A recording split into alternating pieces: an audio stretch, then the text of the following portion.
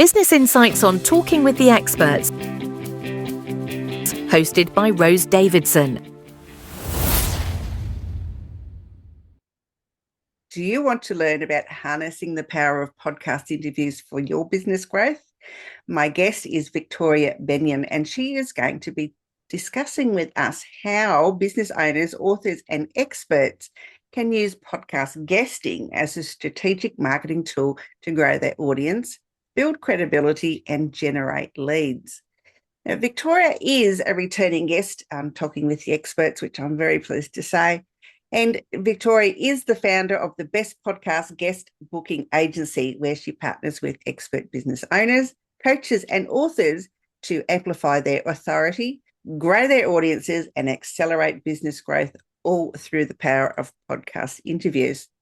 She has over 20 years' experience in marketing and communications and has discovered the unparalleled impact of podcast guesting and made it her mission to help others harness this powerful medium.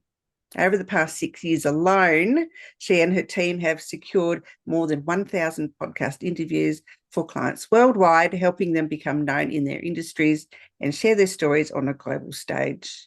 Victoria is the host of the Best Guest podcast and co-host of the Autism Mums podcast with her sister, where she supports parents navigating life with neurodivergent children. And she has also authored the book, The Most Amazing Marketing Book Ever, by Mark Schaefer and Friends.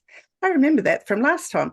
Victoria, it's such a pleasure to have you again. Thank you so much for agreeing to come back on. Thank you for having me back again, Rose. It's lovely to be here.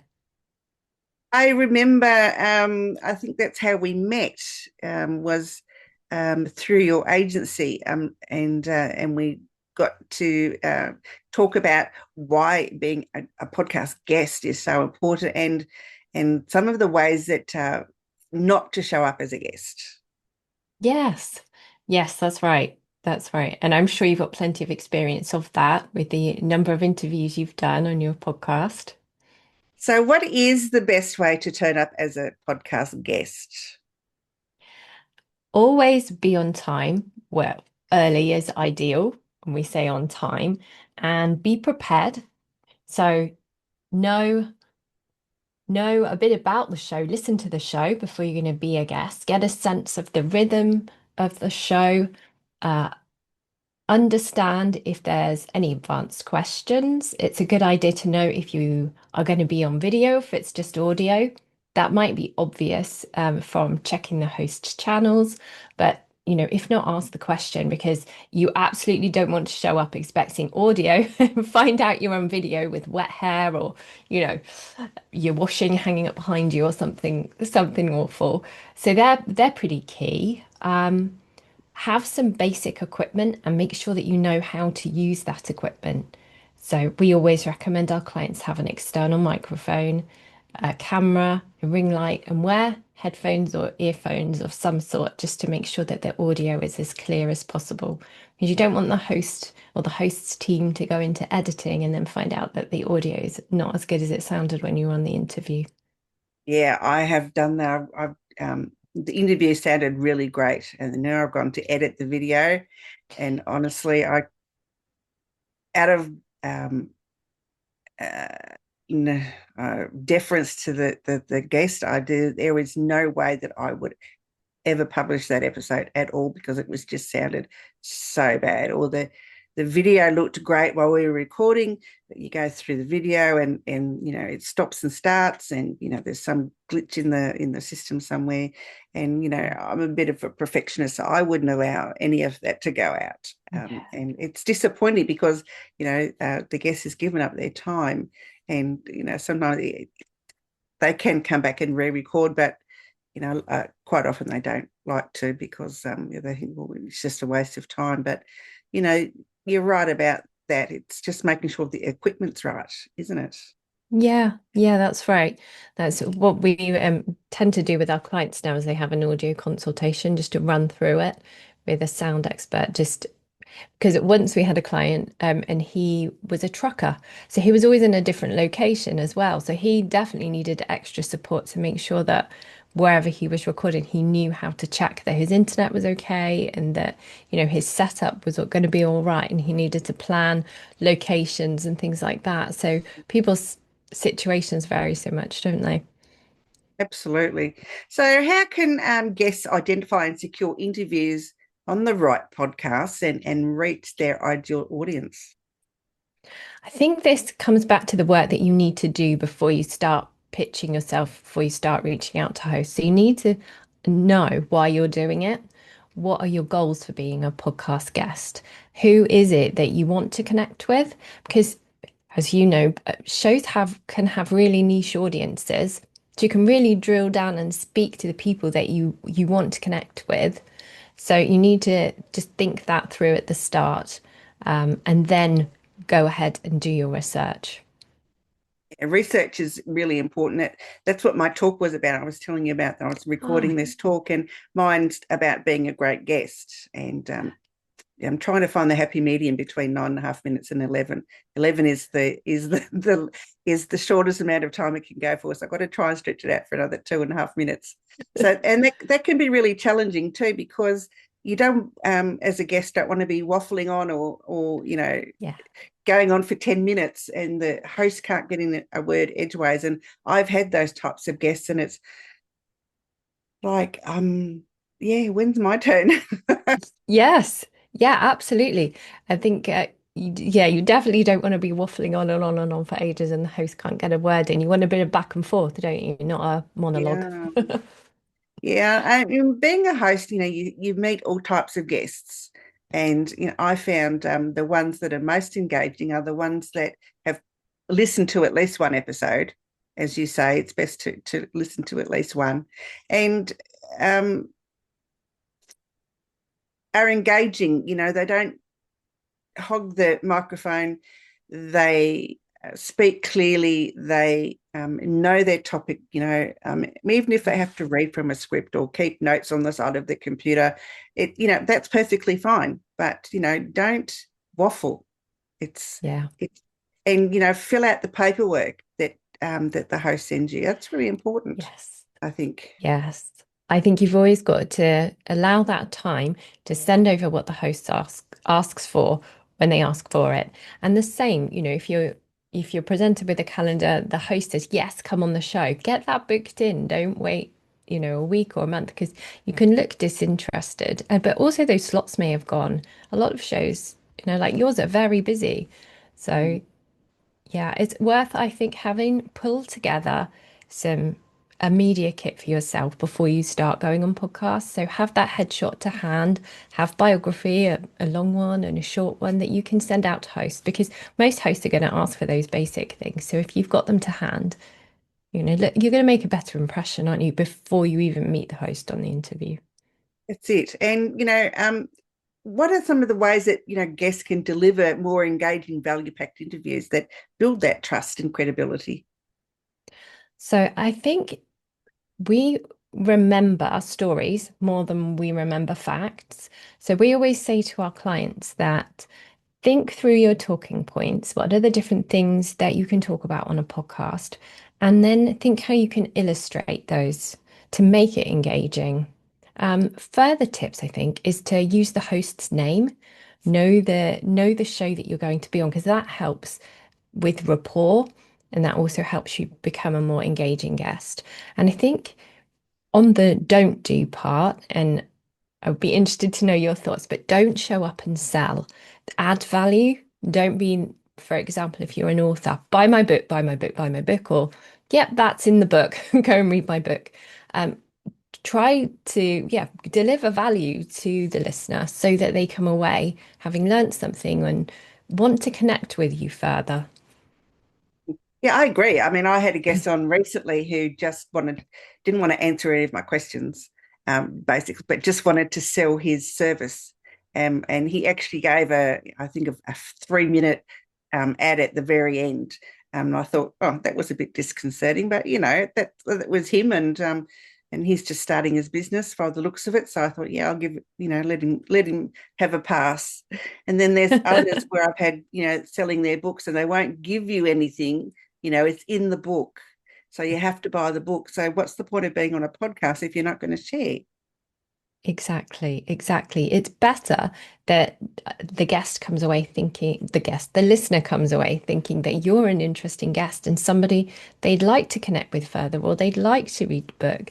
And we always suggest to our clients that, you gave your guest that opportunity at the end, but send them ideally somewhere free that they can connect with you, and then you can nurture that relationship. See that podcast as the first step in your relationship, not the one we want to go in and sell. Yeah, I agree. And I mean, selling is probably the last thing you want to be doing. So when the host says to the guest, do you have anything else you want to share? That's when you give your call to action, or you offer your freebies, or unless the host gets in first and says it, but always offer Mm. something of value, whether it's, if you've got anything to finish off with, if it's a quote or a sentence Yeah. or something, it's really Yes. important. Yes. Yeah, absolutely. Sometimes it can be just words of wisdom on what you talk about, something that's helpful for the listener for sure. I think you've always got to think about that um, in terms of just not pushing whatever it is that you're selling.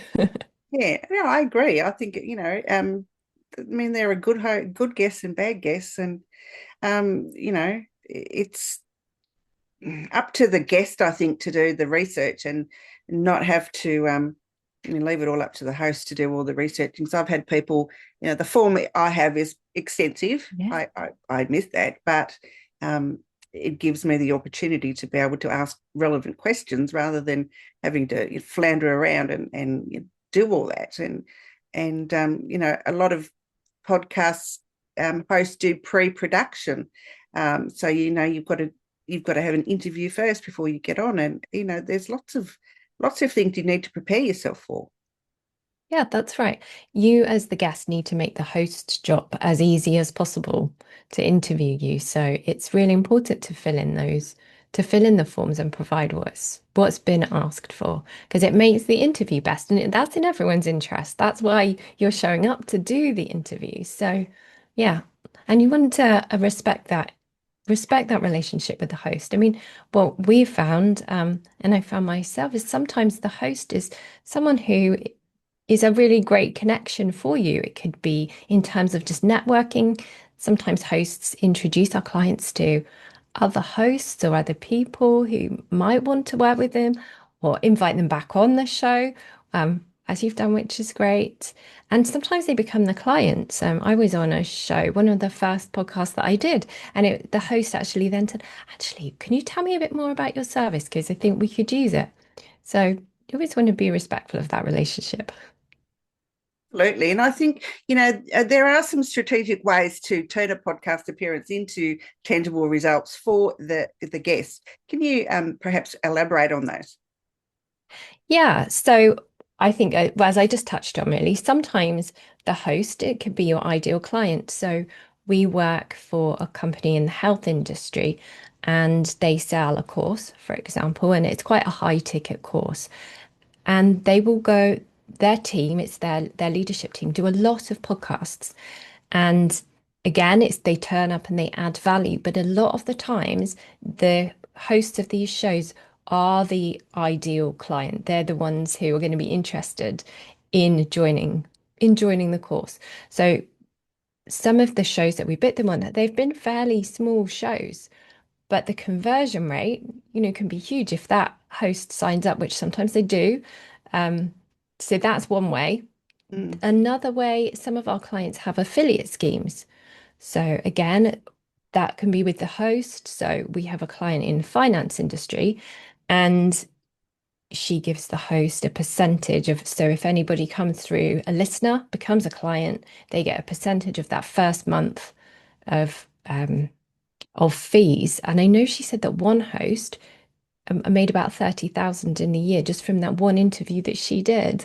It's a very high ticket. So there's so many different ways that you can profit from podcasts. Sometimes people will say to me, I don't know about you, but will I get paid for being a guest? And think, not usually, not usually, but the way that you can monetize your interviews, I guess, is there's so many ways. There's so many ways.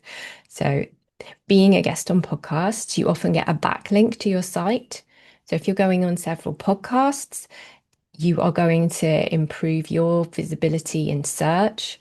So that's another way that it can benefit you. It lifts you up, helps you can be found. It can help you with your authority. So once you're speaking on podcasts about your subject, if somebody searches you or your topic and you show up in search, that helps your credibility and that helps your authority. And they can click on that podcast. It doesn't matter when they recorded it. When you recorded it, people can listen to it months or even years down the line and still become a client. They can, or join your world and you can nurture them and become a client. I think some people will be ready to buy from you when they hear you, some won't, but they'll want to join your world where you can nurture them and let them know about your offers and things like that. And that's what we see all the time. Yeah. Tell me a little bit about your agency, Victoria. How does it work? How do people sign up to it? And what do they get? What benefits do they get from it? Okay. So we work with clients in a couple of different ways, really. So our main service is a done for you package. So they will come to us and we will offer a number of guaranteed bookings. We start quite small because some of our clients just want to they're new to podcasting, fairly new. So they just want to do, say, 6. Some of our clients are more absolutely podcasting is part of our business, our marketing process, and they want to go on 50 a year or something like that. So we've got all, yeah, I know, we've got all different options really.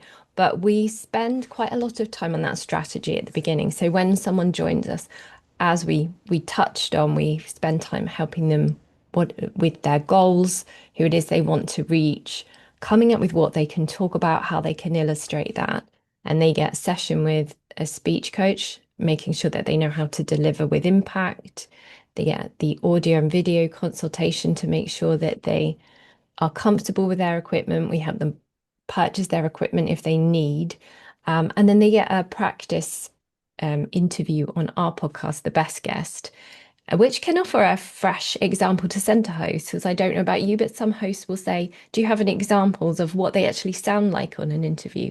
And then you can provide that, or it can be helpful if the client is talking about something else. And then we research the podcasts, obviously, that we think we could pitch them to. And usually our clients would like to approve the list. So they're happy to start, at the beginning with the shows that we're going to pitch them to. And then we go out and we pitch the shows and we get them booked in. And then we also follow up with the hosts. So yeah, I know I've had a couple of your clients on the podcast. So yeah, it's been it's always been a very smooth process. So that's good. Yeah, it is very good, and it's been really great guests as well.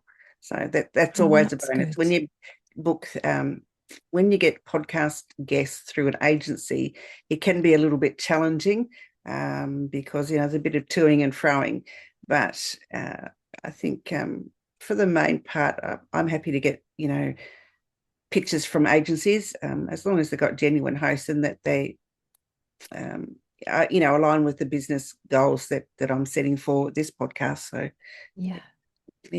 Anyway, you can find Victoria on LinkedIn, on Facebook, on Instagram, and on her website is thebestpodcastguest.co.uk, and she's created a special page just for our listeners. It's called thebestpodcastguest.co.uk/Rose, and here you'll find free resources to help you shine as a podcast guest, which includes a Canva podcast one-sheet template, a checklist on how to prepare, deliver, and make the most of every interview, plus easy ways to connect with Victoria.